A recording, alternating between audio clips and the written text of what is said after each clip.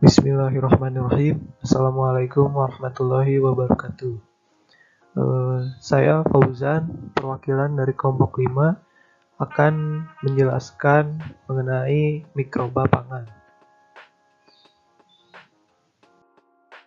Adapun anggota dari kelompok 5 yaitu terdiri dari Handiono, NPM 66, lalu saya sendiri Fauzan, NPM 67, lalu ada Abiomi, NPM 68, Amalia Nurfitri, NPM 69, Farihatun Nisa, NPM 70, Firda, NPM 71, dan Eka Muhammad Rizali, NPM 73. Pengertian dari mikroba sendiri, mikroba pangan adalah makhluk hidup yang sangat kecil yang bersifat mikroskopis yang hanya dapat dilihat dengan menggunakan lensa pembesar atau mikroskop dan sering ditemukan pada pangan, mencakup semua makanan baik bahan baku pangan maupun yang sudah diolah. Sifat dari mikroba pangan ini ada yang merugikan dan menguntungkan. Yang merugikan sendiri itu bisa menyebabkan kerusakan atau kebusukan pada pangan, lalu dapat menimbulkan penyakit atau keracunan pangan. Lalu yang menguntungkan yaitu berperan dalam proses fermentasi pangan. Peran dalam kerusakan pangan itu ada perubahan karakteristik, kerusakan pangan, faktor kebusukan, dan bahan pangan.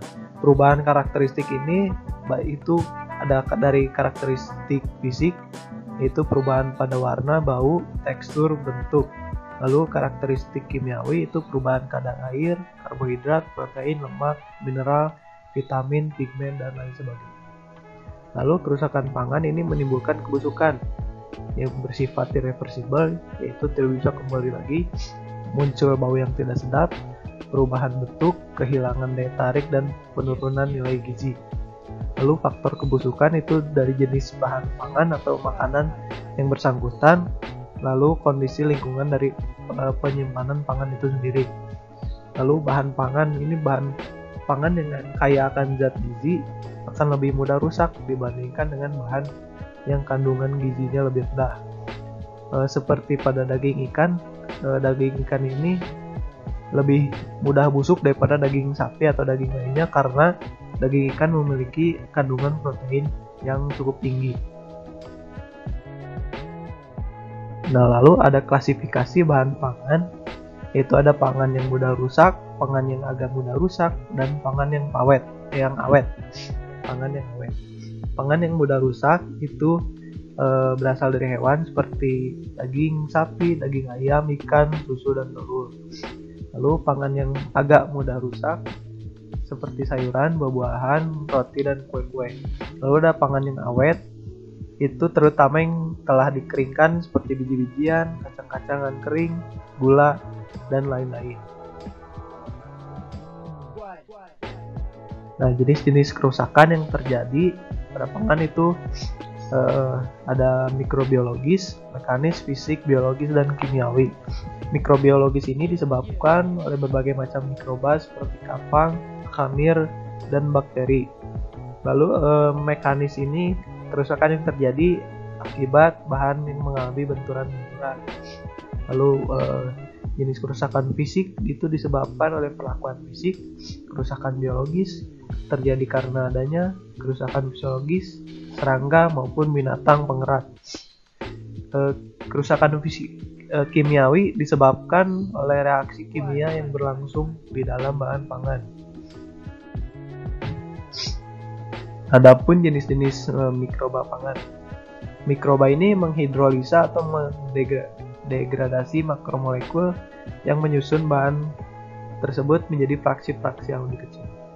Nah, jenis-jenisnya ini ada kapang, fungi, atau jamur. Kapang ini merusak bahan pangan terutama yang mengandung pektin, pati, dan selulosa. Selain itu, kapang juga dapat menghasilkan racun yang dapat menyebabkan penyakit pada tanaman hasil pertanian sehingga menyebabkan kerugian. Kerugian ini disebabkan karena hasil pertanian ini mutunya berkurang atau bisa juga karena gagal panen akibat dari adanya kapang atau fungi ini. Lalu ada hamir. Hamir ini menyerang bahan pangan yang mengandung gula. Khamir banyak digunakan di industri alkohol seperti tape, anggur, bir, dan sebagainya. Dan dapat digunakan juga dalam pembuatan riboflavin atau vitamin B2. Lalu ada bakteri. Bakteri perusak pangan menyebabkan kerusakan pada bahan yang mempunyai kandungan protein tinggi seperti ikan, susu, daging, telur, dan sayuran. Lalu ada pun famili-famili dari bakteri yang merusak ini ada Pseudomonadaceae, ada Chromobacteriaceae, dan Lactobacilliaceae. Mikroba perusak hasil perikanan, yaitu ada Pseudomonas achromobacter dan Flavobacterium. Ini dapat menghasilkan asam dan aldehida yang memegang peranan besar pada pembusukan hasil perikanan. Jadi Pseudomonas dan Achromobacter dan Flavobacterium ini menghasilkan asam dan aldehida dan menyebabkan pembusukan pada bahan pangan. Lalu ada Lactobacilli, coli, dan Streptococcus dan golongan hias. Banyak pula yang dapat menimbulkan kerusakan dengan menimbulkan asam, yaitu yang berperan pada fermentasi asam laktat dari gula. Lalu ada Micrococcus dan Bacillus, jarang menyebabkan kerusakan, meskipun kedua bakteri ini juga tidak boleh diabaikan. Jadi bisa saja merusak. Nah, kerusakan pada hasil perikanan. Setelah ikan mati, ikan ini akan mengalami perubahan yang mengarah pada pembusukan. Perubahan ini disebabkan oleh aktivitas bakteri, perubahan kimiawi yang ditimbulkan oleh enzim-enzim yang ada pada ikan, serta proses oksidasi lemak ikan oleh udara. Nah, adapun ciri-ciri dari ikan segar dan ikan busuk. Kalau ikan segar ini memiliki daging yang kenyal, badan yang kaku, sisik rapih dan rapat, baunya segar pada bagian luar insang, sedikit lendir pada kulit, insangnya yang berwarna merah, dan ikan tenggelam bila dimasukkan ke dalam air.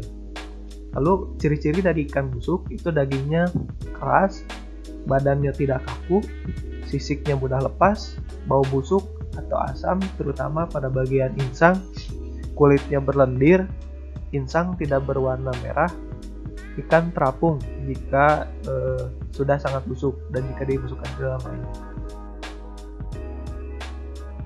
Faktor-faktor pertumbuhan mikroba itu ada faktor intrinsik dan ada ekstrinsik. Faktor intrinsik ini terdiri dari ketersediaan nutrisi, aktivitas air, nilai pH, dan potensial redoks dan oksigen. Ketersediaan nutrisi ini mikroorganisme alami dalam pangan membutuhkan nutrisi yang bervariasi dan bakteri mempunyai kebutuhan nutrisi paling tinggi yang diikuti oleh khamir dan kapal. Lalu yang kedua ada aktivitas air. Air bebas dalam pangan diperlukan untuk pertumbuhan mikroba yang akan digunakan untuk reaksi biokimia. Ketiga ada nilai pH. Lalu yang terakhir ini yang keempat ada potensial redoks dan oksigen karena pertumbuhan mikroorganisme dan kemampuannya untuk menghasilkan energi melalui reaksi metabolik bergantung pada potensial redoks yang ada pada pangan. Nah, ada faktor ekstrinsik, yaitu ada kelembapan relatif, suhu, dan gas atmosfer. Yang pertama ini kelembaban relatif. Daerah yang mempunyai kelembaban tinggi dapat menyebabkan tempat memulai pertumbuhan mikroorganisme. Lalu yang kedua ada suhu. Mikroorganisme ini mempunyai kisaran suhu yang berbeda untuk tumbuh dan berkembang. Lalu yang ketiga ada gas atmosfer. Menurut Adam dan Moss tahun 2008, karbon dioksida mempunyai efek yang berbeda terhadap mikroorganisme. Kapang dan bakteri gram negatif oksidatif lebih sensitif, tetapi bakteri gram positif khususnya Lactobacilli cenderung lebih resisten.